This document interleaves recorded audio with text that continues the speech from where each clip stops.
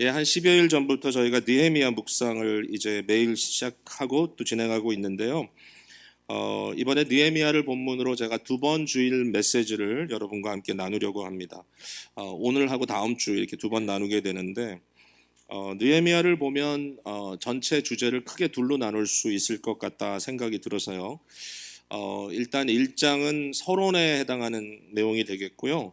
그 부분은 왜 느헤미야가 이 페르시아 제국에서 상당한 위치에서 편안하게 살 수 있는 사람인데 왜 느헤미야가 예루살렘에 가게 되었는가, 이제 그 질문에 대한 답이 이제 1장에 나오고요. 이제 오늘 본문 정도까지 나타나는 게 뭐냐면 이제 첫 번째 전반부, 그러니까 앞부분, 그리고 그 이후에는 이제 뒷부분이 나오는데, 앞에는 이제 예루살렘의 성벽 공사, 성벽을 완전히 쌓아서 이제 완전하게 하는 그 공사에 대한 이야기가 이제 앞부분에 나와 있고, 오늘 우리가 읽었듯이 15절에 성벽 역사가 끝났다 이제 이렇게 나와 있죠. 그리고 이제 7장 이후로 나오는 이제 마지막까지 나오는 내용은 그냥 성벽만 세우는 것이 아니라 성벽을 통하여 이제 견고해지는 이 예루살렘 공동체 백성이죠. 백성들이 여전히 너무나 많은 문제들을 갖고 있기 때문에 이 문제 많은 백성들이 회개하는 회개 운동을 일으키고 그 안에 개혁을 일으켜서 사람이 변화되는 이러한 역사가 이제 두 번째 역사라고 할 수 있습니다. 그래서 그 첫 번째 파트는 이제 일종의 하드웨어를 준비하는 것이고, 이제 세컨드 파트는 소프트웨어를 준비하는 것이다 이렇게 말할 수 있고요. 저희가 창세기 1장을 봐도 하나님께서 틀을 먼저 딱 세우시고 그 틀 안에 사람을 이제 모든 피조물을 채워 주신 것처럼 거의 똑같은 패턴으로 이렇게 진행이 됩니다.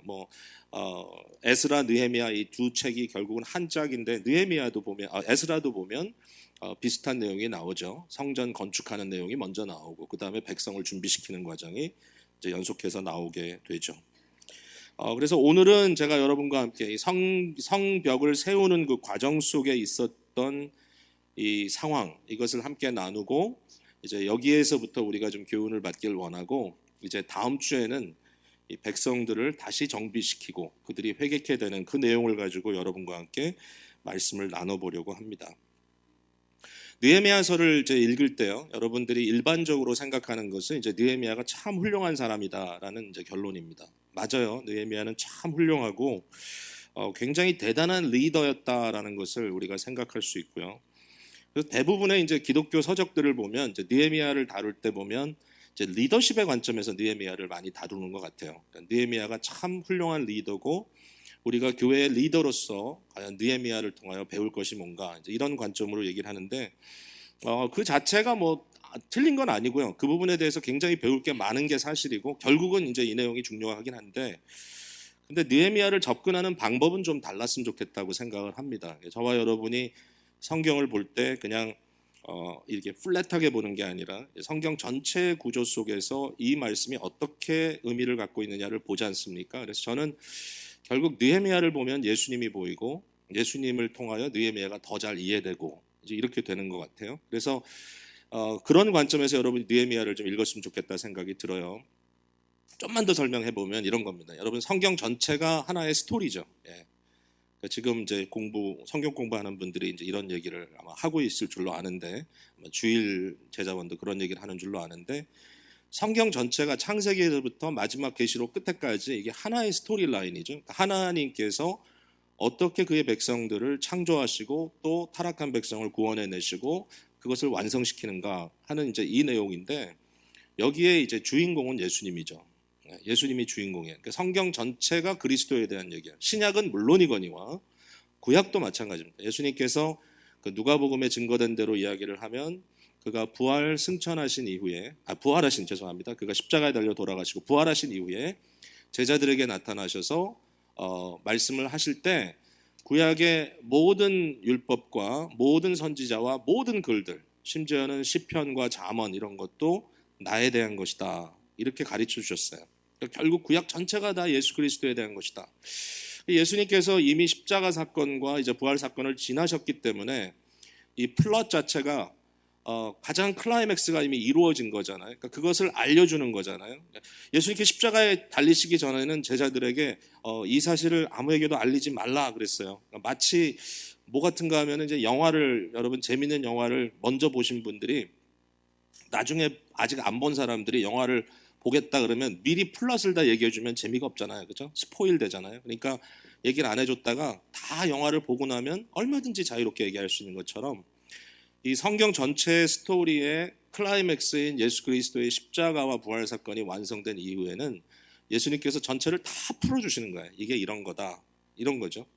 그러니까 성경 전체 스토리가 예수 그리스도 안에서 이루어지는 하나님의 구원 역사인데 그 안에 또 작은 스토리들이 있는 거예요. 느헤미야는 작은 스토리 중에 하나예요. 근데 이 스토리 안에 성경 전체가 들어있어요. 어떻게 보면. 그러니까 느헤미야를 보면 성경 전체를 볼 수 있는 하나의 또 관점이 생겨요. 그래서 느헤미야를 통하여 그리스도를 보고 그리스도를 통하여 성경 전체를 읽을 수 있는 거잖아요. 좀 미리 앞서가기는 하는데 여러분 한번 생각해 보세요. 성경이 어떻게 끝나죠? 성경이 어떻게 끝나죠? 요한계시록 제일 끝에 가서 보면 뭐가 나오냐면 새롭게 단장한 새 예루살렘 성이 등장을 합니다. 지금 여기 느헤미야가 뭐 하는 거예요? 예루살렘 성을 재건하는 거예요.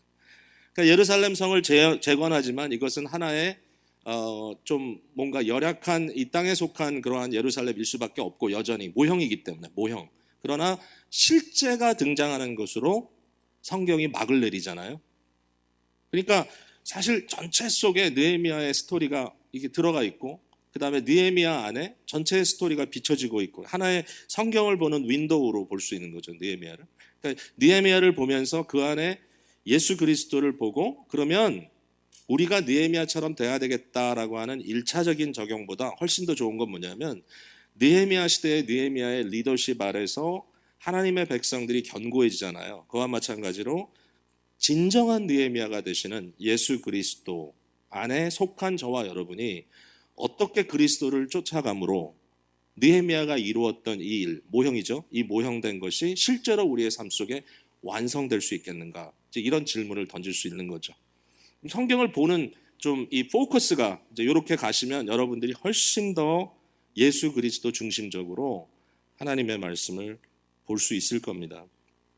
자, 요 정도로 이제 틀을 잡아놓고요. 이제 느헤미야 얘기를 좀 할게요.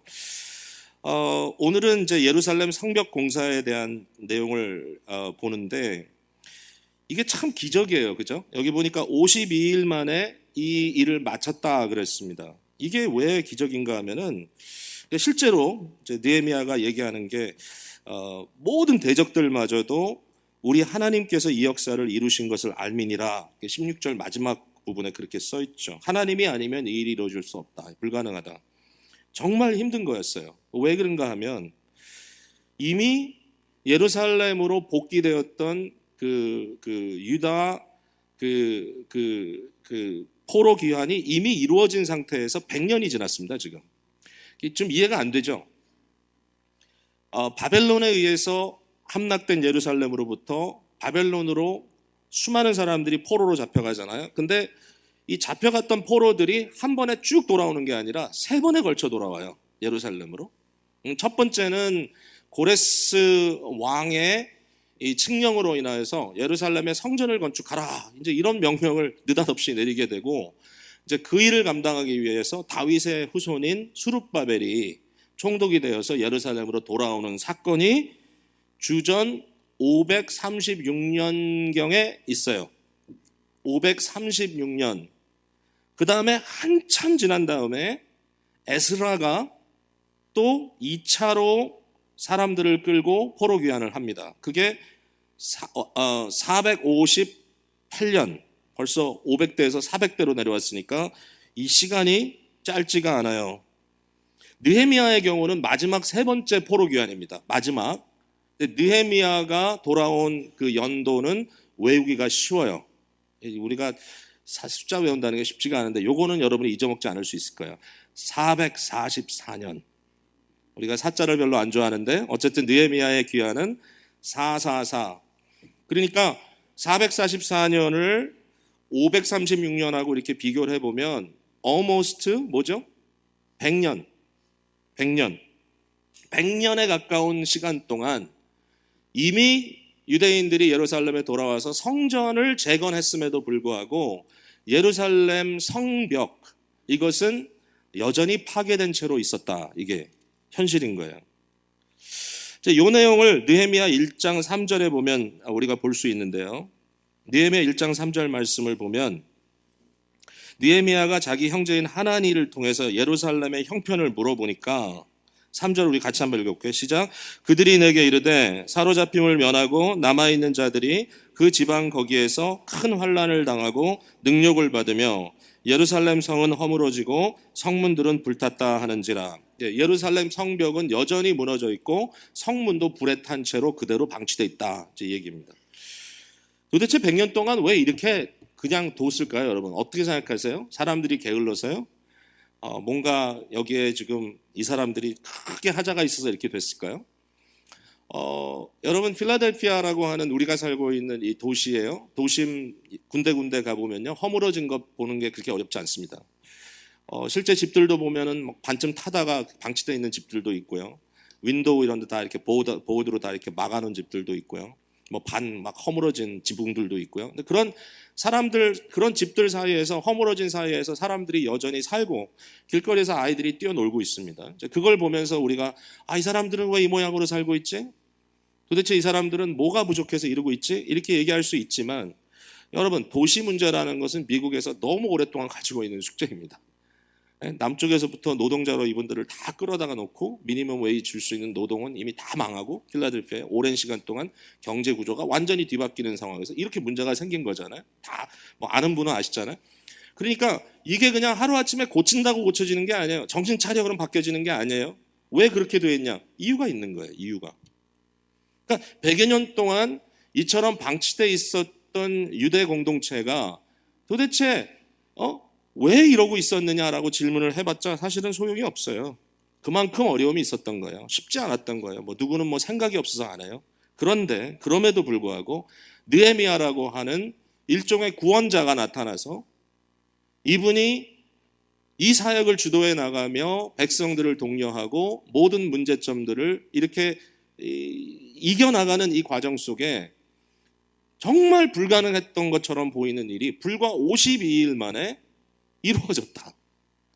마치 인류의 역사 자체가 완전히 허물어진 성곽과 같고 완전히 불타다 없어진 것 같은 그러한 존재이지만, 그죠? 저와 여러분이 지금도 여전히 어떤 그 이펙트를 느끼고 있듯이 사람의 형상이 많이 망가져 버린 이 땅에서도, 그러나 구원자 되신 그리스도께서 오실 때에 그의 십자가와 부활 사건을 통하여 디사이시브하게 뭔가 획기적인 영혼의 변화들이 이루어지는 것도 하나님께서만 이루실 수 있는 기적의 역사이죠. 이런 것들이 눈에 보여야 됩니다. 자, 느헤미야가 성벽을 건축하는 이 과정에서 어려운 문제들을 봉착합니다. 쉽지 않았죠. 그 어려움이 어떤 게 있죠? 제가 좀 빨리빨리 말씀을 드려야 되겠어요. 이 부분은. 우선은 유다 백성들에게 동기를 부여하고 일을 시작하는 겁니다.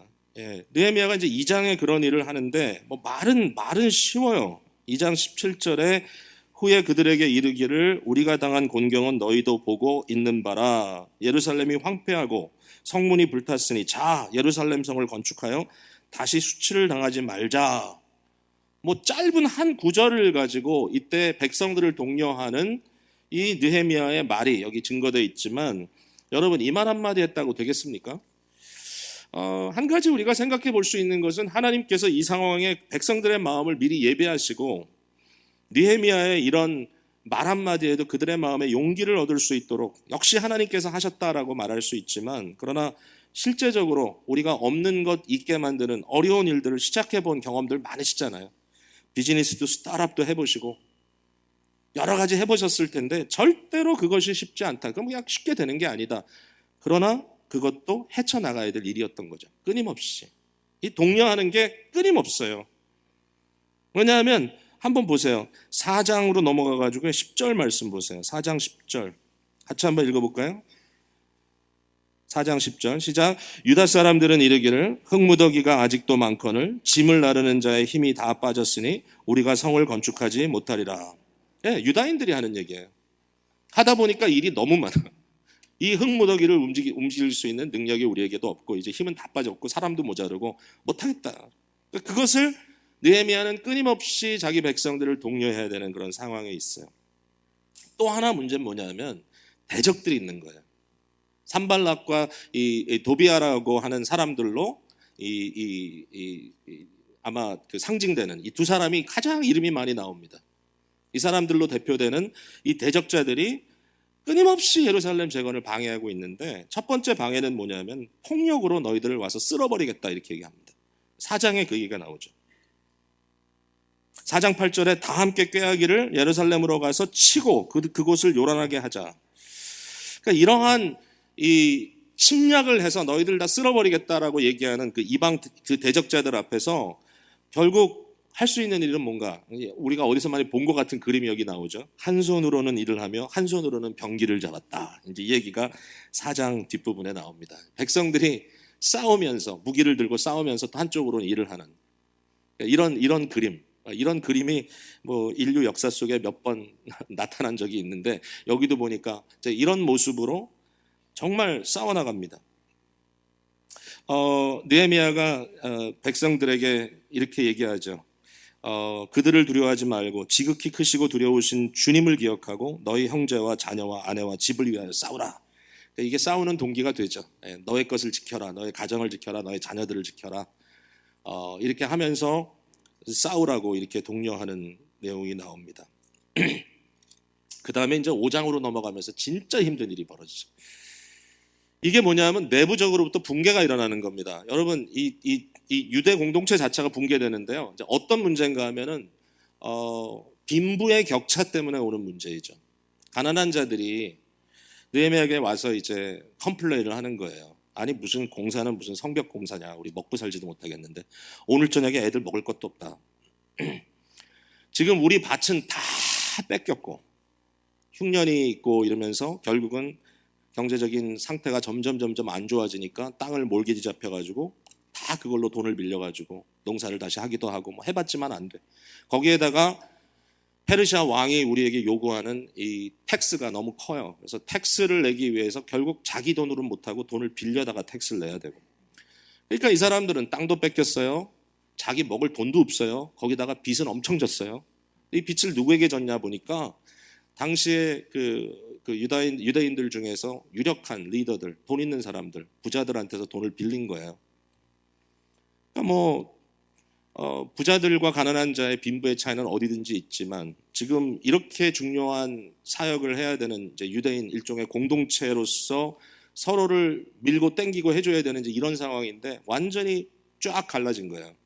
리더들은 돈을 들고 안 내놓고 가난한 자들은 먹을 것이 없다고 아우성이고. 양극화죠. 이거 뭐 너무 우리가 많이 보는 그런 그림이잖아요. 근데 이 상황 속에서 느헤미야가 어떻게 이 일을 또 해결했을까요? 리더들을 불렀습니다. 그걸 리더들에게 참 어려운 얘기를 합니다. 리더들에게. 그 얘기는 뭐냐면 일종의 희년을 선포한다. 이거 희년은 뭐죠? 50년마다 모든 경제적인 불균형이 다시 한번 리세트되는 그러한 이스라엘이 가지고 있던 하나님께서 주신 아주 독특한 시스템이잖아요. 결국 그것을 들이대는 거죠. 자, 우리도 우리의 이 나라를 새롭게 하고 우리의 민족을 새롭게 하고 그렇지 않아도 이 백성들 여기 데려다 놓느라고 이방의 종되었던 자들을 겨우 끌어다가 여기에 우리 같은 지금 민족 공동체를 세우고 있는데 우리의 신앙 공동체를 세우고 있는데 너희가 그 사람들을 종 삼으면 어떡하느냐. 희년을 선포하자. 이 말을 누가 듣습니까, 여러분? 여러분, 돈 내놓는 거 쉽지 않잖아요? 가슴에 손을 얹고 얘기해 보세요, 전부 다. 뭐 일부를 내놓는 것도요, 그것도 나한테 이익이 없다고 생각하면 그거 안 내놓습니다. 누가 내놓습니까? 지금 내가 이걸 왜 내나? 이거 얼마나 힘들게 번 건데 다 정당성이 있습니다. 나만 했나? 다 했지? 돈 있는 사람 더 안 내놓습니다. 그래서 부자가 됐다는 말도 있고 잘은 모르지만 안 내놓죠. 무슨 일로 돈을 내놓겠어요? 근데 내놓는 거예요. 어느 정도 내놨는지 아세요? 빼앗았던 밭을 다 돌려주고요. 그리고 그들에게 받았던 이자를 다시 계산해서 돌려줍니다. 희년이 선포되는 거죠. 백성들이 다시 살 길이 생긴 거죠. 모두가 다 먹고 살 길. 근데 이게 도대체 가능한 일인가? 제가 말씀드리지만 정말 어려운 일입니다. 이 돈을 내놓는다는 거. 근데 그것도 한두 푼도 아니고 완전히 삭개오처럼 예수님 만나고 내가 취한 게 있으면 4배로 갚겠습니다는 말과 전혀 다를 게 없는 그러한 역사가 여기서 일어나는 거잖아요. 근데 이게 어떻게 가능한가? 어떻게 가능한가? 예수님께서 삭개오에게 내가 오늘 너의 집에 가서 유해야 되겠다. 그러면 가서 삭개오와 함께 먹고 마셨거든요. 물론 그 사건에는 여러 가지 이슈가 있습니다. 예수 그리스도가 삭개오의 집에 찾아오셔서 그에게 하나의 어떤 그 아브라함 족속으로서의 어떤 그 블레싱을 하시면서 한 밥상 공동체를 이루고 함께 먹고 마시는 그 일이 생겼던 거죠. 근데 느헤미야가 아주 비슷한 일을 합니다. 이렇게 리더들을 다 결국 회복의 역사에 동참시키고 나서 느헤미야가 그 뒷부분에 5장 뒷부분에 뭐라고 자기의 입장을 설명하냐면 이런 거죠. 내가 총독이지만 총독은 이제 거버너입니다. 행정적인 리더죠. 왕은 아니고요. 내가 총독이지만 총독들이 당연히 누릴 수 있는 그런 레이션, 거기에 대한 그 내가 먹고 마실 것을 당연히 공금해서 받을 수 있는 권한이 내게 있었지만 받지 않았다. 전혀 받지 않았다. 매일 먹고 마시는 나의 음식은 내가 내 돈으로 냈다 이거죠. 그것까지도 훌륭한데 느헤미야가 매일 같이 먹고 마셨던 사람들이 있어요. 항상 같이 먹고 마셨던 사람들이 5장으로 가셔서 17절을 한번 보세요. 17절. 자, 같이 한번 읽어볼게요. 시작. 또 내상에는 유다 사람들과 민장들 150명이 있고 그 외에도 우리 주위에 있는 이방 족속들 중에서 우리에게 나온 자들이 있었는데, 그러면서 이제 18절 여러분이 나중에 읽어보시면 매일 잔치입니다. 소도 잡고 살찐 양도 6마리나 잡고 닭도 잡고 뭐 포도주도 내오고 뭐 이러면서 엄청난 그 음식을 만들어 가지고 끊임없이 매일마다 모여서 먹고 마시는 거예요. 여기에 민장, 백성들의 리더들 150명이 매일 느헤미야와 함께 먹었다. 느헤미야가 보통 부자는 아니었던 모양이에요. 제가 보니까 좀 돈이 있는 분인데 문제는 뭐냐면 이렇게 먹으면 망하지 않을까요? 그러니까 이 목적을 갖고 지금 먹는 건데 결국 이 부분에서 리더십과의 트러스트 릴레이션십이 빌드업이 되는 겁니다. 그러니까 자기 자신을 내어주는 거예요. 같이 내어주고 먹고 마시는 거예요. 그러니까 예수 그리스도의 희생이 여기서 보이는 것처럼요. 그리스도가 그의 나라, 그의 교회를 세우기 위하여 자기 자신을 내어주고 떡과 포도주를 먹고 마시도록 하는 마치 그런 장면처럼 어마어마한 것들을 풀어서 리더들과 함께 먹고 마시는데 도대체 이것 때문에 결국은 큰 문제가 생기지 않았는가? 결국은 이제 19절에 보면 느헤미야가 하나님께 기도합니다. 하나님이여, 내가 이 백성을 위하여 행한 모든 일을 기억하사 내게 은혜를 베푸시옵소서. 이게 무슨 얘기예요? 하나님, 필요한 건 좀 주셔야 내가 하지 않겠습니까? 필요한 것은 주셔야 하지 않겠습니까? 필라델피아를 대표하는 그 독립운동가 중에 여러분 서재필 선생님 너무나 잘 아시는데, 제가 예전에 전혀 어떤 그 컨텍스트를 모르고 아주 그 서재필 박사님에 대해서 연구한 분을 통해서 그분이 필라델피아 시내에 가가지고 그 레코드를 시청에 가서 레코드를 살펴보니까 서재필 박사에 대한 레코드가 딱 하나 나오는데 뱅크럽한 거 레코드가 하나 나오더라. 그러면 저한테 참 그렇게 이렇게 비참하게 사셨다 이제 이 얘기를 하셨는데, 저는 뱅크럽했다 그래가지고 아이고 하나의 일종의 좀 웃음거리처럼 처음에는 들렸어요 그 말이.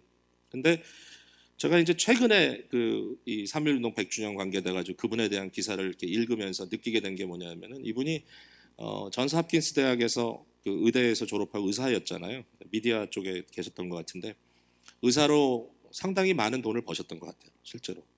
근데 독립운동에 대해서 이제 일을 시작하면서 느낀 게 뭐냐면은 프린트샵을 해야 되겠구나.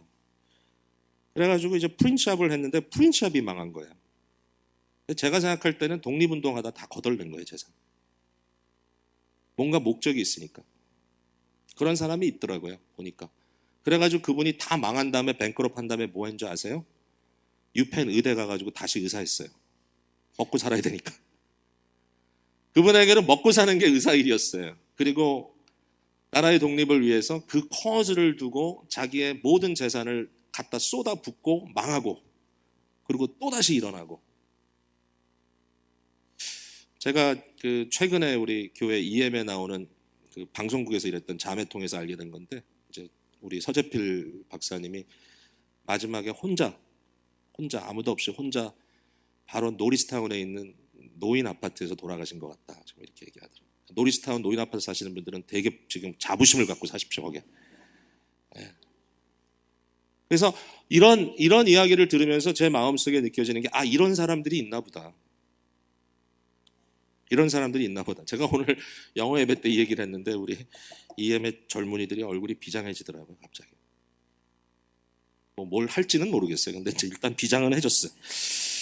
이게 인생을 사는 방법이 저런 것도 있구나. 예. 근데 느헤미야가 이제 어떻게 보면 이게 돈이 있으니까 하겠지. 이게 우리 일반 사람들의 생각입니다. 부자가 돈 자랑하네 이런단 말이죠. 근데 사실은 뭔가 목적을 놓고 자기를 쏟아붓고 있는 건데 이제 그것을 모르죠. 그러니까 그 다음에 중요한 내용이 6장 오늘 본문에 나오는 겁니다. 뭐죠? 마지막 공격입니다. 무슨 공격입니까? 느헤미야 한 사람을 놓고 공격하는 겁니다. 4번이나 도비아와 산발랏이 너 나와라, 만나자, 안 되겠다 너. 마지막 5번째 열린 편지를 보내죠. 봉하지 아니한 편지. 뭡니까? 마치 오늘날 인터넷에다가 공개 편지를 보내듯이 공개적으로 편지를 보내가지고 하는 말이, 네가 꼼수를 내가 다 한다. 네가 결국 페르시아 왕에게 반기를 들고 네가 너의 왕국을 예루살렘에 세우려고 하는 것 우리가 다 한다. 주위에 있는 모든 민족이 이렇게 생각하고 있고, 심지어는 어떤 사람들이 증거도 이야기하고 있고, 뿐만 아니라 네가 예루살렘에 선지자들을 부추겨서 그들이 말하도록 예루살렘에 지금 유대의 왕이 있다. 이런 꼼수를 통해서 결국은 네가 너의 이 정치적인 이 욕망과 야욕을 채우려고 하고 있다. 네가 이거 하는 거 누구 위해서 하냐? 왜 이렇게 돈 쓰고 있냐? 결국은 너를 프로모트하는 거 아니냐라고 그의 내부적인 동기에 대해서 깊숙이 막 험담을 하는 거잖아요. 마지막엔 보니까요, 선지자를 매수해가지고요, 선지자가 거짓 예언을 하게 합니다. 느헤미야에게. 느헤미야가 찾아오니까 느헤미야에게 하는 말이, 오늘 네가 그들의 손에 의해서 죽으리라. 그러면서 하는 말이, 빨리 성전 안으로 들어가서 우리가 문을 닫고 도망가자. 여러분, 이거 완전 함정입니다. 성전이요, 과거에 우시야 왕이요, 제사장만 할 수 있는 일을 했다가 문둥병 걸려서 죽은 적이 있어요. 느헤미야가 그러잖아요. 내가 이르기를 나 같은 자가 어찌 도망하며 나 같은 몸으로 누가 외소는 성전 안에 지성소를 제외한 이 반대쪽에 있는, 결국 성전 건물 아닙니다. 외소에 들어가서 생명을 보존하겠느냐. 이 말은 내가 안 들어가겠다 이 정도의 말이 아니라, 거기 들어갔다가 내가 살아남겠느냐. 하나님이 나를 치실 텐데. 여러분, 이거 쉬워요? 당시의 총독으로서 모든 것을 다 쏟아붓고 민족 백성 살리겠다고 이 엄청난 일을 하고 있는 그 사람에게 한쪽에서는 너 왕 되려고 그러지, 까짓 거 하지 뭐, 내가 왕을 왜 못해? 여러분, 자기에게 주어진 바운더리를 넘어갈 수 있다라고 하는 생각을 우린 가끔 하죠. 이거 한번 치고 나가보면 어떤 일이 내게 있을지 한번 보자, 한번 갈 때까지 가볼까, 이런 생각이 들 수도 있지만 끝까지 바운더리를 치고 있어. 난 제사장이 아니야. 성전에 들어가서 내 몸을 피할 수가 없어. 하나님께서 기뻐하지 않을 거야. 알고 봤더니 선지자를 매수해가지고 이와 같은 일을 하게 하고, 결국은 나를 두렵게 하고, 이렇게 함으로 나를 범죄하게 하여서 사람들에게 비방받도록 하기 위해서 이것을 꾸몄다라고 얘기를 하는 겁니다. 자, 이제 말씀을 적용하겠습니다. 이제 좀 정리하면서, 오늘 본문이 우리에게 주는 이 내용, 과연 오늘 뭘 우리가 좀 여기서 볼 수 있을까요? 저는요, 이제 2가지만 여러분과 함께 나누려고 하는데, 하나는 이 세상의 현세 속에 있는 악은 마치 파도가 밀려오듯이 집요하게 온다는 거예요. 악은. 이거를 놓치면 우리가 쉽게 무너지는 것 같아요. 이 악이라는 말은 그냥 간단하게 말씀드린 게 아닙니다. 나의 죄의 문제도 있고요, 죄에 대한 유혹도 있고요, 내 안에서 외부에서, 그 다음에 자연의 어떤 재해 같은 것도 있을 수 있고요, 나를 곤고하게 빠뜨리고 나를 망하게 하고 나에게 어떤 상해를 입히고 재정적인 것이 될 수도 있고요, 사람들 관계 속에서 있는 어떤 문제일 수도 있고요, 뭐든지 나로 하여금 넘어지게 하는, 나로 하여금 신앙의 자리에서 이탈하기 쉬워지게 하는, 나로 하여금 결국은 쓰러지도록 만드는 이 악의 파도가 relentless, 아주 쉬지 않고 파도처럼 계속해서 몰려온다는 거예요. 느헤미야에게 이 정도 했으면 됐지라고 생각하는 그 마지막 부분에 이제는 성벽도 다 쌓고 성문에 문만 달면 되는 그 마지막 순간까지 왔는데도 불구하고 집요하게 한 번, 두 번, 세 번, 네 번, 결국은 다섯 번째 공개 편지로 그 다음에 아예 인사이더를 매수해가지고 느헤미야가 죄를 짓고 넘어지도록 만들려고 하는 이 집요한 도전이 마지막 순간까지 닥쳤다. 우리 예수 그리스도께서도 마귀의 유혹을 받으실 때 한 번 아니고요, 한 번, 두 번, 세 번, 지난번 메시지를 통해 들었지만 베드로를 통하여 또다시 찾아와서 사탄아 물러가라 하셨죠. 당시에 마귀의 자식들이라고 예수님께서 말씀하셨던 유대의 지도자들, 그죠? 바리새인들도 있었고 사두개인들도 있었고 서기관들도 있었고 유대의 장로들도 있었고, 이 사람들이 거짓말을 합니다. 마음속에 어떤 살인하고 싶은 감정을 집어넣어서 어떻게 하면 예수를 잡아 죽일까 고민하고 있습니다.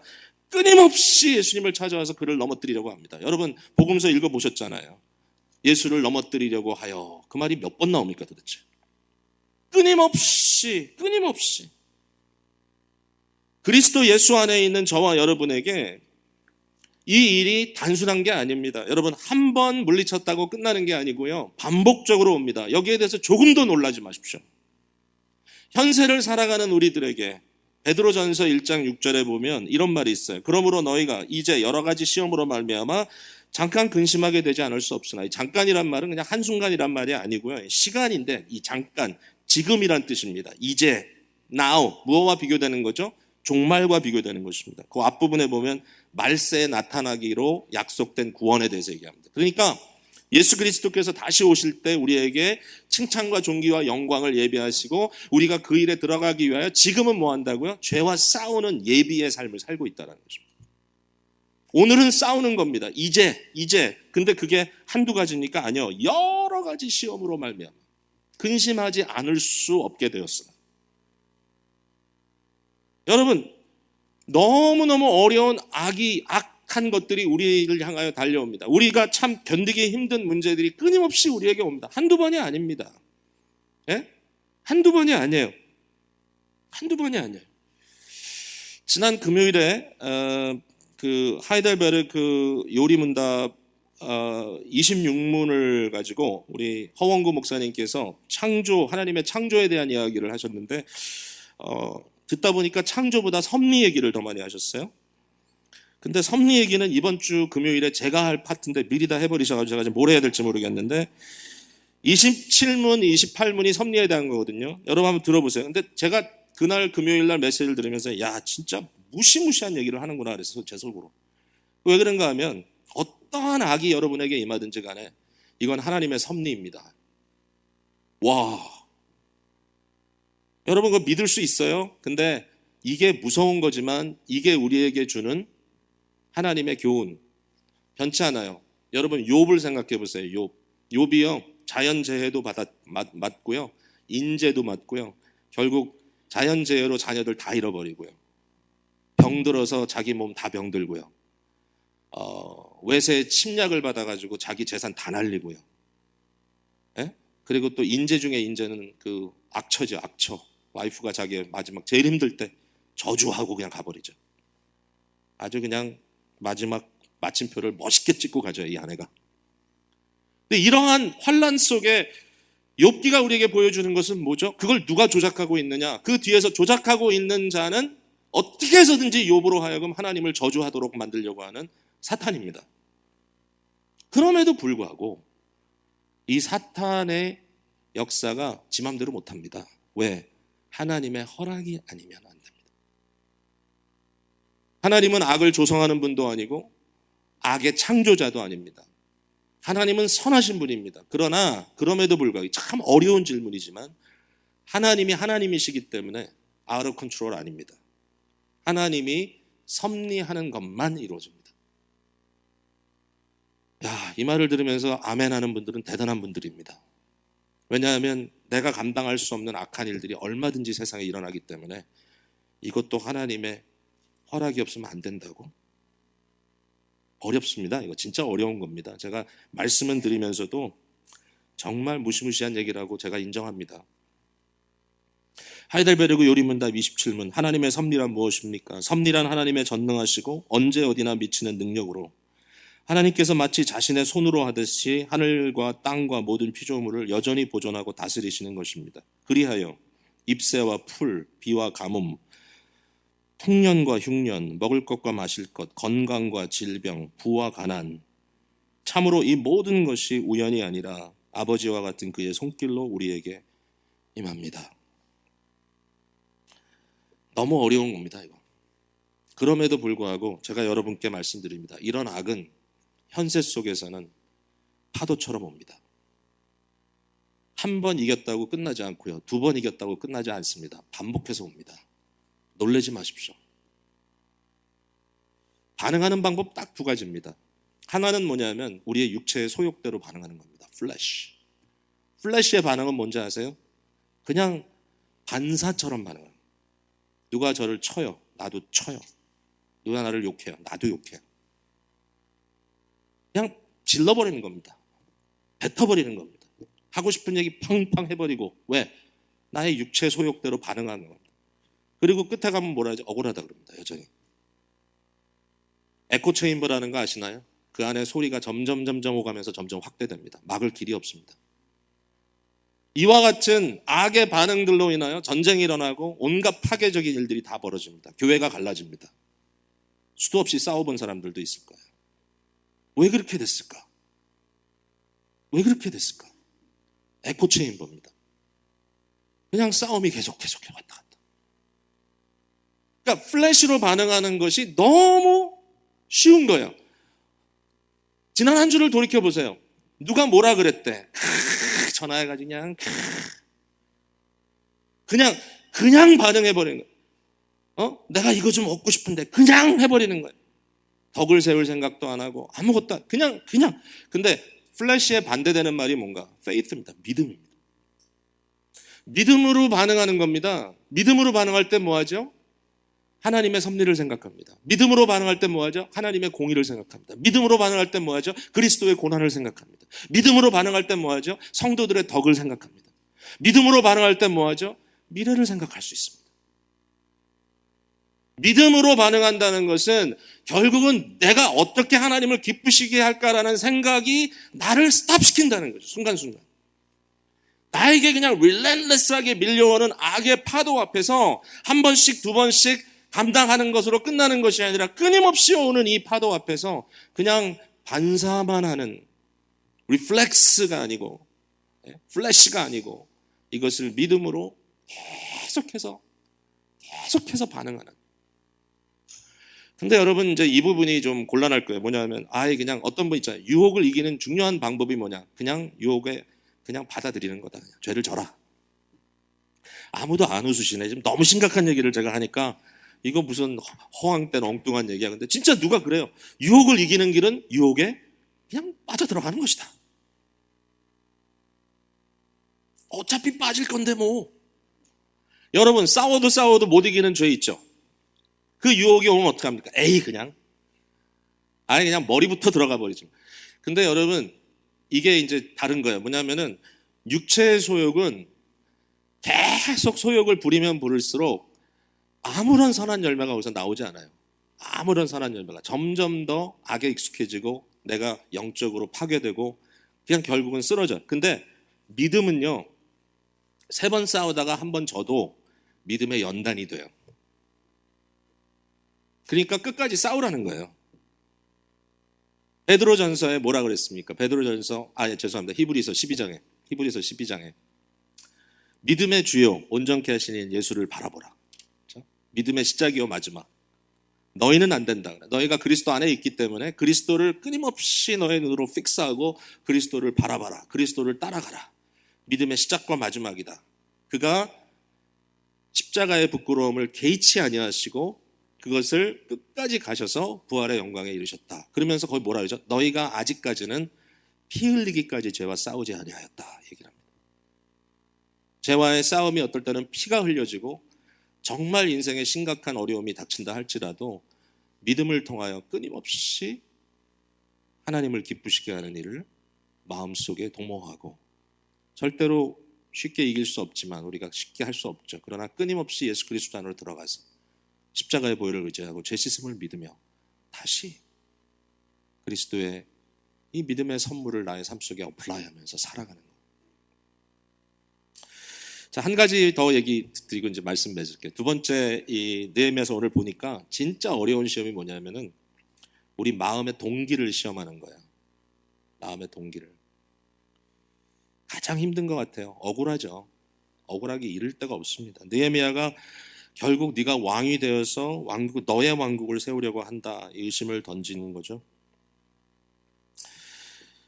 제가 제일 좋아하는 성경 구절 중에 한 구절이 잠언 4장 23절입니다. 무릇 지킬 만한 것 중에 내 마음을 지키라. 생명의 근원이 이에서 남이니라. 무릇 지킬 만한 것 중에 내 마음을 지키라. 생명의 근원이 이에서 남이니라. 저희 아이들 키우면서도 애들이 막 화내고 막 떼부리고 울고 그러면 제가 가슴을 톡톡톡톡 치면서 above all else guard your heart, for it is the wellspring of life. 이 얘기를 항상 해줬어요. 마음을 치면서 너의 마음을 지켜라. 마음을 지켜라. 여기에서 생명의 근원이 남이니라. 근데요, 사실 우리가 마음 지키는 거 쉽지 않아요. 왜냐하면은 우리가 내면을 우리가 볼 수 없는 존재이기 때문에 몇 가지 문제가 있어요. 하나는 실제로 우리 자신들을 보면 다른 사람들을 쉽게 속일 수 있어요. 얼마든지 겉모습을 좋게 해서 마음의 악한 동기를 숨길 수 있는 존재들입니다. 우리는 많은 사람들이 이렇게 하죠. 그 또 하나는 그럼에도 불구하고 시간이 지나면 뭔가 이렇게 꾸정물이 흘러나오죠, 밖으로. 이게 이제 굉장히 중요한 포인트예요. 그 예수님께서 말씀하시기를 나무를 어떻게 하느냐, 그 열매로 한다. 사람들이 이런 얘기하죠. 오랫동안 그 사람의 삶의 패턴을 보면 그 마음의 상태를 볼 수 있다. 그래서 이런 얘기를 합니다. 사람들은 두고 볼 일이야. 오래 두고 봤더니 그 사람의 속마음이 좀씩 나오더라. 무서운 얘기이기도 하지만 이게 우리의 현실입니다. 이 부분을 좀 잊지 않았으면 좋겠어요. 저와 여러분이 마음의 동기가 시험받을 때 너무 그냥 순간적으로 패닉하면서 아니야! 부터 하지 말고 내 마음에 숨어있는 동기를 한번 살펴보고 또 나도 모르는 사이에 흘러나오는 나의 행동들을 통해서 어떠한 이해들이 생기지 않았는가. 너무 두려워할 게 없어요. 왜냐하면 우리의 삶은 어차피 하나님 앞에 완전히 노출된 삶이에요. 이게 바로 숨겨진 마음에 대한 세 번째 중요한 교훈이에요. 하나님은 중심을 보신다. 사람은 못 봐요. 나도 어떨 때 못 봐요. 하나님은 우리의 중심을 보신다. 여러분 마음의 동기에 대해서 도전받을 때 사람들이 여러분에게 너 이래서 이러지? 너 사실 속마음은 이런 거지? 내가 너 보니까 너 아주 나쁜 놈이야. 이런 얘기를 할 때에 그저 억울해하고 분해할 것만은 아닌 것 같고요. 1차적으로 자신을 살펴볼 수 있는 여유를 우리가 가져야 되고, 뭐 필요 없이 내가 깨달지도 못했는데 그냥 나는 죄인이야 뭐 이러지 마세요. 그건 하나도 도움이 안 돼.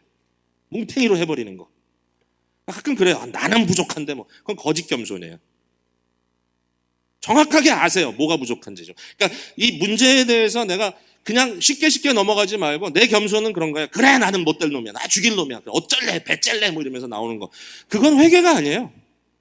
그건 그냥 사는 방법을 터득한 거예요. 가끔 싸울 때면 그렇게 싸우더라고요. 그래 뭐 난 나쁜 놈이야. 다 알잖아. 어쩌란 말이야.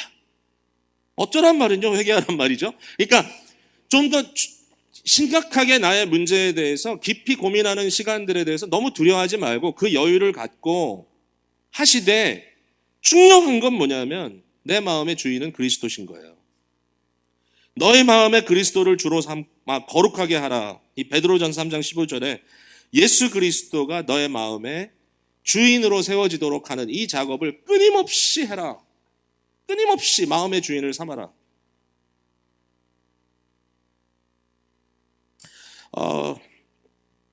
제가 진짜 마지막으로 이 얘기를 꼭 드려야 될 것 같아요. 이게 뭐냐면 좀 시간이 자꾸 가는데 이제 이거 마지막 기도에 대한 얘기인데요. 기도를 보니까 크리스천 라이프가 보이더라고요. 제가 이걸 다시 생각해 보니까 야, 참 기가 막히다는 생각이 들었어요. 느헤미야가 기가 막힌 기도의 사람이에요. 근데 어떤 기도를 하냐면 다니엘의 기도의 패턴은 뭐였죠? 시간과 장소를 정해놓고 기도합니다. 그죠? 하루에 3번씩 예루살렘을 향하여 창문을 열고 집에서 기도합니다. 이게 다니엘식 패턴입니다. 근데 느헤미야 패턴은 뭐냐면 아무 때나 언제든지 짤막짤막한 기도를 현장에 아주 굉장히 다이나믹하게 적용해서 기도를 합니다. 매 순간 기도해요. 짧은 기도. 그러니까 오늘도 본문에 보면 결국은 자기가 정말 힘들었을 때 한마디 9절 마지막에 이제 내 손에 힘있게 하옵소서. 이제 내 손을 힘있게 하옵소서. 제가 이걸 사실 본문 오늘 제목으로 삼았는데 결국은 이거다. 주님께 주여 이제 내 손을 힘있게 하옵소서. 그것뿐이에요. 기도를 했단 말도 없고 그냥 한마디 기도한 말. 그리고 14절에 또 기도 나오죠. 내 하나님이여. 근데요 하나만 여러분 보여드릴게요. 이건 좀 봤으면 좋겠어요. 2장으로 넘어가세요. 2장으로. 느헤미야식 기도. 느헤미야식 기도는 뭐냐면 보세요.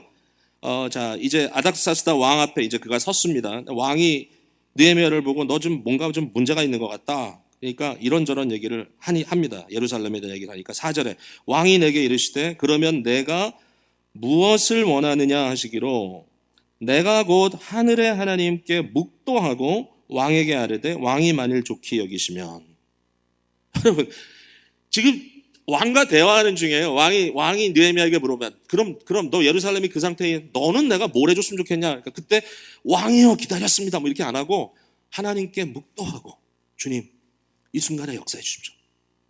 그리고 왕에게 답을 했다는 거예요. 이게 느헤미야의 기도 패턴이에요. 저는 이제 이 부분이 진짜 마음에 드는 게 뭐냐면 이건 시도 때도 없는 기도예요. 끊임없이 하나님 앞에 마음을 노출해 놓고 하나님과의 관계 속에서 내가 완전하게 교제권 안에 들어가 있는 것. 여러분 이게 예수님께서 우리에게 가르쳐 주신 기도입니다. 여러분 삼위일체 하나님이신 성부, 성자, 성령 이 관계가 어떤 관계입니까? 한 번도 영적인 교제에서 떨어지지 않는 유일하게 비슷한 힌트가 있다면 십자가상에서 그리스도께서 정말 물론 그 말의 의미를 우리가 좀 신학적으로 조명을 좀 잘해야 되겠지만 그러나 엘리 나마 사박더니 나의 하나님 나의 하나님 어찌하여 나를 버리시나이까 그 처절한 외침을 했던 그 어두움의 순간 그게 정확하게 무슨 의미인지 좀 어렵겠지만 그러나 본질적으로 성부 하나님과 성자 하나님은 절대로 뗄 수 없는 끊임없는 노출 상태에 서로 있다. 그 사랑의 본질인 그것. 근데 그 예수님께서 저와 여러분에게 뭐라고 얘기하시죠? 이제는 너희가 내 이름으로 기도하라. 뭡니까? 예수님 자리로 끼어들어가서 성부 아버지께 기도하라. 이게 기도예요. 이게 크리스천 라이프예요. 그리스도와 연합한 삶. 이게 구원이에요. 끊임없이 하나님 앞에 있기 때문에 내가 하나님을 임프레스할 필요도 없고 내가 하나님께 뭔가 복잡한 얘기를 막 해야 될 그런 부담을 느끼는 것도 없고 순간순간 하나님과의 그 깊고 깊은 성부 성자의 교제 속에 내가 초대함을 받아서 예수 그리스도의 이름으로 그리스도 안에 들어가서 아버지를 부르는. 여러분 기도할 때 예수님 이렇게 기도하는 분들 있죠? 그건 약간 어린아이 같은 기도예요. 예수님이 우리에게 그렇게 기도하라고 가르쳐주지는 않으시고 뭐라고 기도하라 했어요? 아버지 성부를 부르라 했습니다. 성자의 이름으로 성령 안에서. 이게 성도의 삶이다. 이거밖에 없는 것 같아요. 이길 수 있는 길이. 순간순간 내가 성부 하나님 그 깊고 깊은 교제권 안에 들어와 있음을 확인하면서. 여러분 무고한 고난을 당했다고 생각하실 때 억울해 하시기보다는요 좀 여러분 get used to it 그렇게 말씀드리고 싶어요. 저를 포함해서도 get used to it. 예수 그리스도의 모든 고난은 무고한 고난입니다. 예수님이 당할 이유가 하나도 없어요. 근데 당하셨어요. 예수님의 모든 고난은 무고한 고난인데 성경이 우리에게 부탁하는 고난은 예수 그리스도의 고난에 동참하는 겁니다. 역시 히브리서 12장에 너희가 만약에 잘못함으로 매를 맞으면 무슨 소용이 있으리요. 그러나 그리스도의 고난에 동참하는 것은 아름다운 일이다. 억울하다고 아우성치기 전에 예수 그리스도의 무고한 고난 속에 내가 들어가서 하나님을 향하여 내 마음의 동기를 완전히 노출시키고 살아갈 수 있는 사람이야말로 복음 안에서 진짜 자유로운 사람이라고 생각합니다. 오늘 그 복음의 마음을 다 갖게 되시기를 바라고요. 기뻐하시기를 바랍니다.